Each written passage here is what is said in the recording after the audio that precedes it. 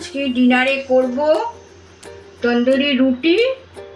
এই ময়দাটাকে মেখেছি চিনি, নুন আর দই আর সাদা তেল দিয়ে মেখেছি, মেখে রেখে দিয়েছিলাম। তারপরে এখন করব। আর মুসুর ডালের তরকা, এটা এখন কি করে করছি দেখো।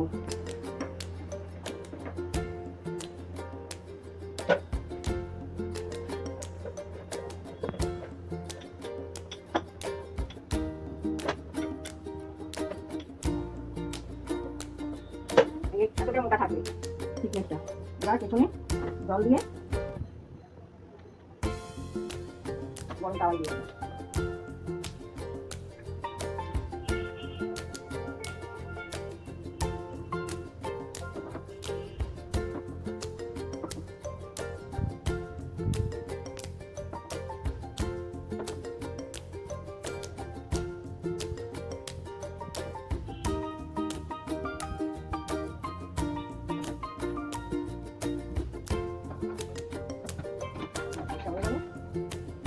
ভেজানো পেঁয়াজ, লঙ্কা আর তরকা।